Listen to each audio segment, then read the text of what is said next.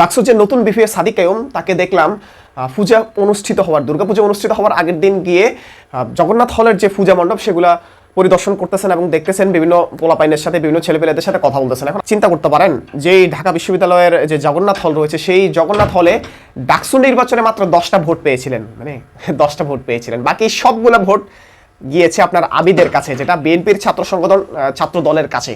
এখন কথা হচ্ছে ডাকসুর যে বিপি সাদিক কায়ুমকে প্রমাণ করে দিতে হবে যে আমরা কোনো বৈষম্য করি না, মুসলিমরা, শিবিররা, জামাতরা কখনো বৈষম্য করে না, এই জিনিসটা প্রমাণ করে দিতে হবে। এমনভাবে কাজ করতে হবে, এমনভাবে সেবা দিতে হবে ডাকসুর বিপিকে সাদিক কায়ুমদেরকে যে হিন্দুরা যাতে আগামীবার মুসলমান হলগুলোর চাইতে বেশি ভোট শিবিরকে দেয়, এই জিনিসটা প্রমাণ করে দেওয়া লাগবে।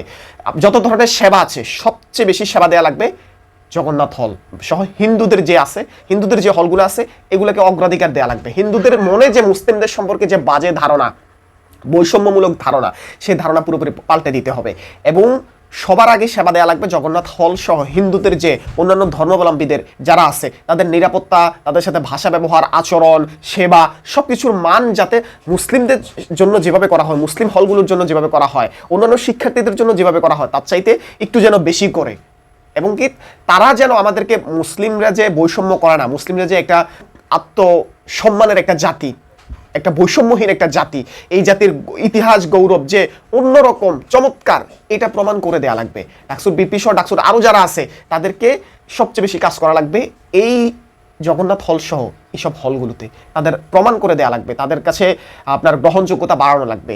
কারণ আমরা চাই আমাদের কোনো হিন্দু ভাইও যেন আমাদের অপোজিশনে না থাকে, হিন্দু ভাইও যেন আমাদের এই কার্যক্রমগুলো দেখে, আমাদের সেবা দেখে, আমাদের আচরণ দেখে, আমাদের সহযোগিতা দেখে তারাও যেন আমাদের দিকে ফিরে আসে, তারাও যেন ইসলাম ধর্ম যদি গ্রহণ করতে তারা ইচ্ছুক হয়, হবে, কোনো সমস্যা না করলেও কোনো সমস্যা নেই, সেটা ডাজেন্ট ম্যাটার, যার যে ধর্ম ভালো লাগে সে সেটা করবে।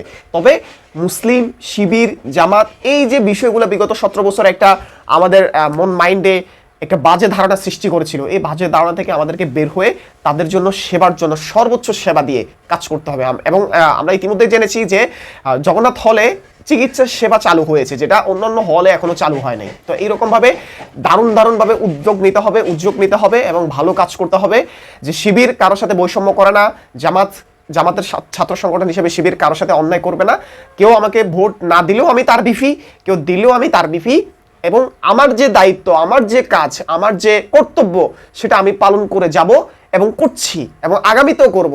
কে আমাকে ভোট দিল, কে আমাকে দিল না, কে আমার পাশে ছিল, কে আমার পাশে ছিল না, কে মুসলিম, কি হিন্দু, এই বিষয়গুলো যাতে আমাদের মধ্যে না থাকে। আমরা মানবতা দিয়ে মানবতার জন্য কাজ করে যাব, সেখানে আমরা দেখব যে মানুষ কিনা, মানে মানুষের জন্য, শুধু মানুষ না, প্রত্যেকটা প্রাণীর জন্য যেন আমাদের ভালোবাসা থাকে, কারণ এটাই আমাদের মানবিক মূল্যবোধ, এটাই আমাদের শিক্ষা, এটাই আমাদের ইসলাম।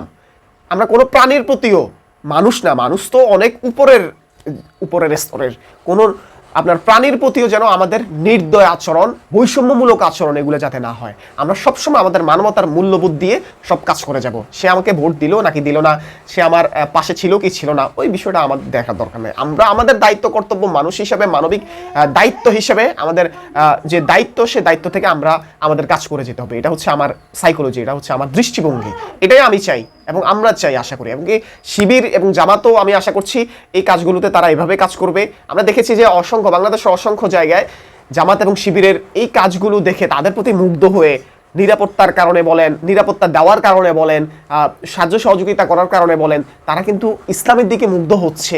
এবং কি জামাত শিবিরের প্রতি যে নেগেটিভ ধারণা বিগত 17 বছর মিডিয়া, বিভিন্ন মানুষের মাধ্যমে, বিভিন্ন দলের মাধ্যমে ছড়ানো হয়েছে, সেটা কিন্তু ভেঙে যাচ্ছে। যে মিথ ছিল, সেই ভয়ের মিথ বলেন, আতঙ্কের মিথ বলেন, সবকিছু যেন ভেঙে যায়। আমরা একটা সুন্দর সামনের বাংলাদেশ চাই, যে বাংলাদেশে প্রত্যেকটা মানুষ, ধর্ম, ইসলাম ধর্মের হোক, যেই ধর্মের হোক, প্রত্যেকটা ধর্মের মানুষ যেন সমানভাবে, সমান অধিকারের ভিত্তিতে, ইনসাফের ভিত্তিতে, মানবতার ভিত্তিতে, মানবিক মূল্যবোধের ভিত্তিতে যেন বসবাস করতে পারে। এটাই আমাদের কাম্য, এটাই আমাদের প্রত্যাশা। যাই হোক, আজকের মতো এখানে শেষ করছি। ভালো থাকবেন।